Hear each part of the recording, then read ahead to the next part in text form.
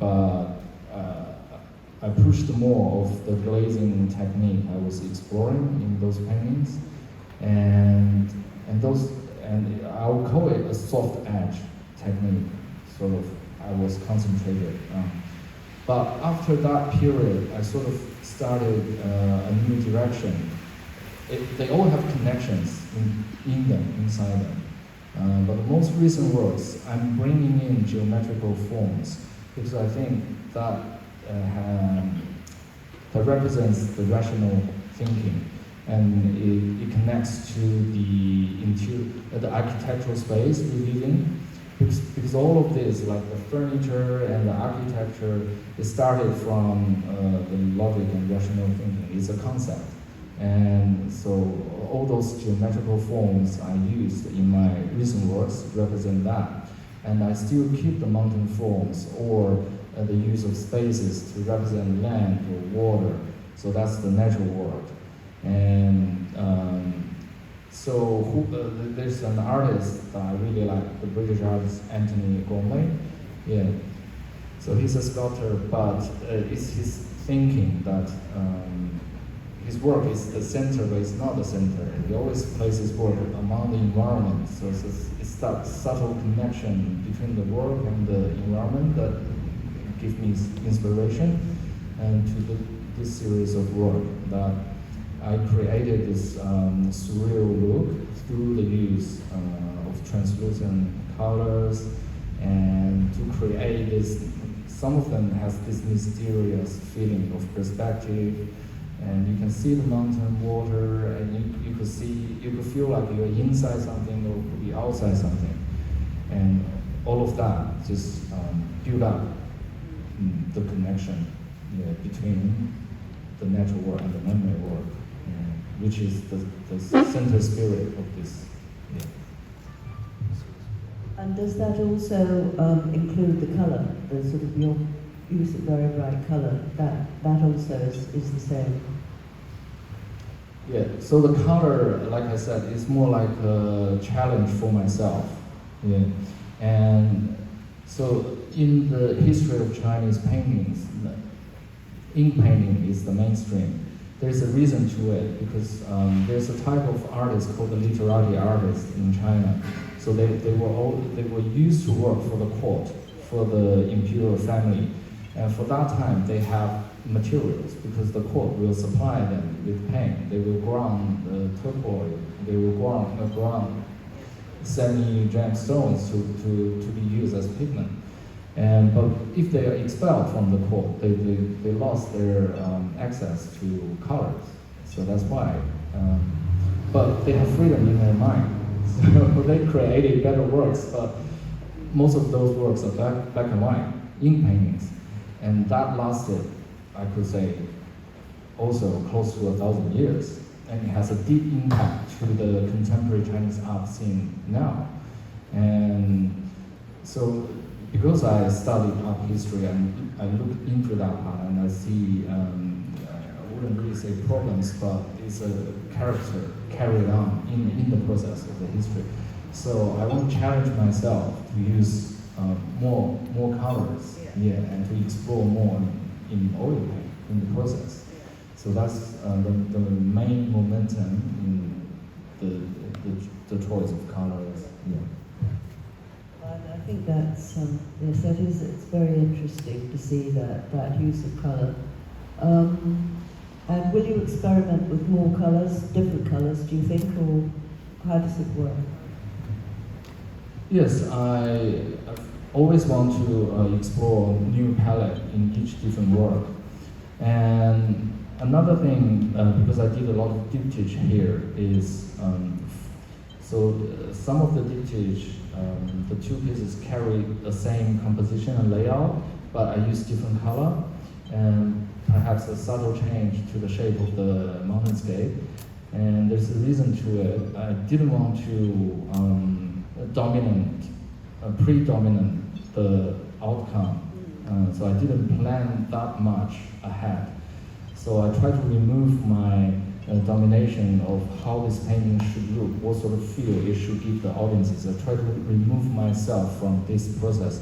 I try to just focus on the essence, which is the composition and the layout, the perspective, and the use of color. I just try to concentrate on that, and usually the outcome will surprise myself. So I try to step away from manipulating what sort of feeling it should convey, what sort of message it should say. So I try to leave that open. There are two pieces here which I also like very much indeed. The two over there, which you've made from were really sculptures that have been made from discarded works. Tell us about that. Yes, that's because I think discarded works, they almost never get to be shown in the exhibition. That's the idea that I want to show it, because this is an exhibition showing a few different stages of my experiments, and I think the discarded works is a part of a very important part of this process, because I did destroy a lot of works. A lot of them didn't turn well good, and some of the canvases I painted over and over again until it can't be painted because the paint will just crack. So then it's up to the stage. I have to take it apart from the stretcher and cut it, because also I don't have room to store them. So it was like the last minute thing that I want to show them. And I have more ideas to further develop them probably into interactive installations, so there will be more interaction between the work and the audiences, but that's for a later stage. That's very interesting. So during COVID, when we were all sort of locked in, or locked up or whatever, did that make a difference to your art? Did you find that changed the way that you were painting? Probably to my daily routine, to what I do every day, it doesn't change much. But psychologically, I think, of course, it's gonna make a difference. And because the news we are reading, the information we're receiving, all plays a part in affecting how we look at the world and life. And I think the most important thing I learned is because I get to spend more time with my kids, my family, and a lot of us started to think what's important, what should we keep, and what should we discard. I think I sort of apply that attitude to my painting as well. What should I keep and what should I discard? And I always admire the American minimalist painters. I love minimalism work. So, and this pair of work, which I did in the lockdown period. So, I heard some people tell that they can see what was my idea. They see that there are airplane windows in there. So that's a reflection of my thought that we can't travel. And so on the left, the window is see-through. And the outside the window, there's a bird's eye view landscape. And to the piece on the right is a contrast. It's half blocked through the window. And in the window, and the landscape turned blue. It feels like in the like late evening time, when you look out. So the cabin is bright, but outside looks dimmed. Yes. And you're also a portraitist as well, and that's really how you began, was it? I mean, in your second career as a painter, your portraits. So, what influences when you paint somebody's portrait? Because I wouldn't call myself a portrait artist, it means I didn't really do my continuous experiment in my portrait. So,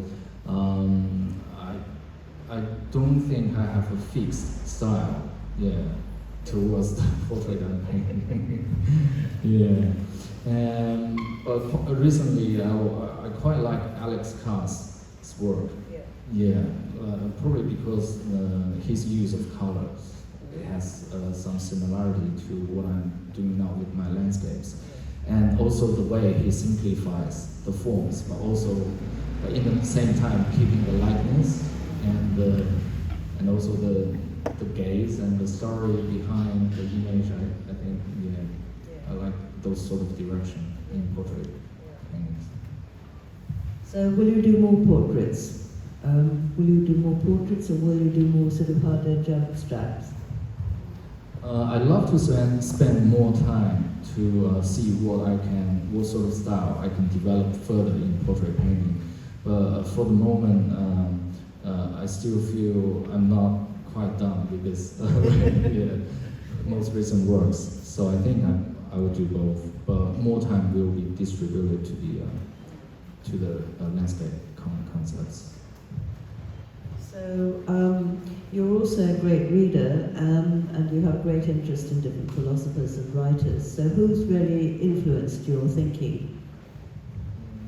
So like I said in my opening speech, so I'm quite interested, for my most recent series, I'm quite influenced by Gustave Flaubert and Albert Camus, or some writers in the stream of consciousness style writing, that they try to remove the dominant role of the writer from their own work and leave space for the audiences to interpret it. I think that's very interesting. So you will just continue, you will go on developing these works further and further. Yes, absolutely. And another influence I want to mention is Gerhard Richter.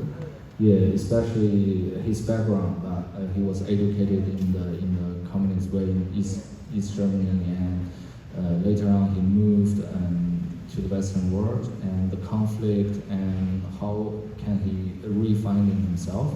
So I found that quite inspiring, and probably that's why he experimented in many different ways as a painter, and really pushed forward the ability, the possibilities of painting. So that's like a role model, for me to keep working on as a painter. Did you see the film about the film that they made? Yes, the documentary. Yeah, it was very interesting indeed, wasn't it? Well, was there anything else that you'd like to say about your paintings? The questions I haven't asked. I think we covered it well, pretty much. I'll see probably if who has any problems to questions to ask.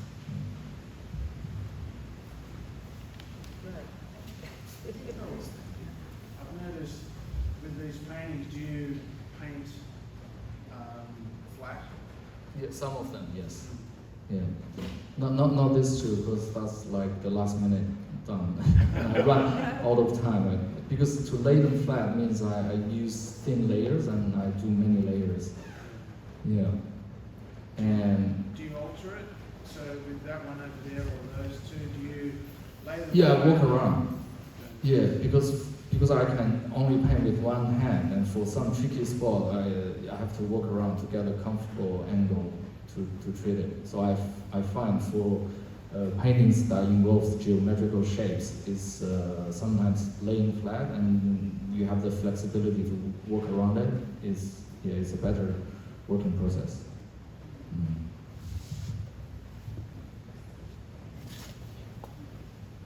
Can I ask, you mentioned some early European writers, French writers, Camus, these existentialists. How do you think that's going to evolve into your painting, this kind of thinking? How do you think that's going to find its way into your painting? So the writers they write texts, and painters create pictures. But I think the force behind is the thinking. It's the way how they think, and it is also we can categorize them into we can call them a creative process.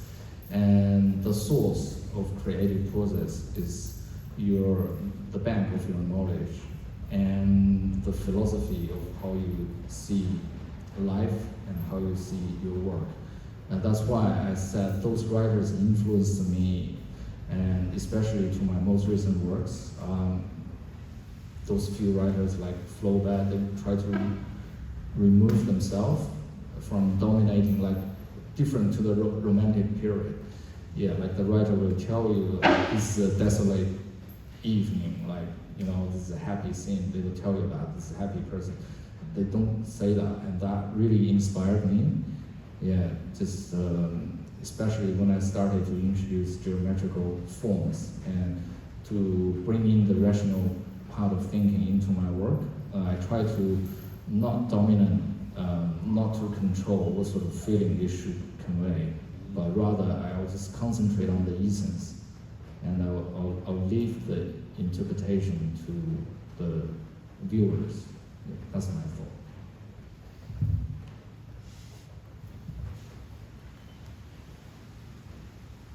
So no more questions? Anyone else? Oh, okay. Yeah. Hey. Just leading on to that, you're doing this workshop tomorrow, and Matisse comes up as an influence in the way you work with the drawing techniques. Mm-hmm. Is it? So, Yes. yeah.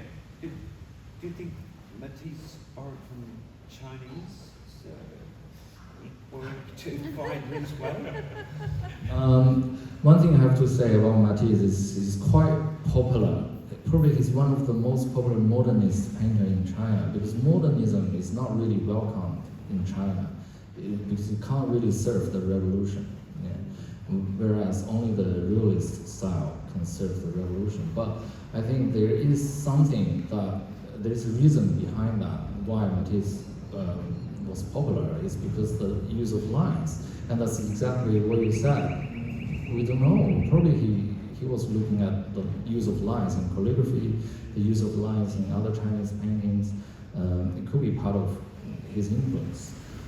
But why I get to see Matisse's work when I was growing up is because of that reason. It's because Chinese people in China, they wouldn't really think too much about where did he get his idea to use the lines, but they see the similarity of the lines between the so favorite line art practices in China. Yeah, that's why Matisse's work is seeable, like in 1980s and 90s China. Yeah, and that carries an influence, because at that time, art students in China still do life sketching. And life sketching are usually divided into two parts: light and shade, the traditional academic drawings, or the quicker line art way, where teacher will often draw examples from Matisse, or even some of Picasso's work, because Picasso is a great line artist. He uses line in the master way. Yeah.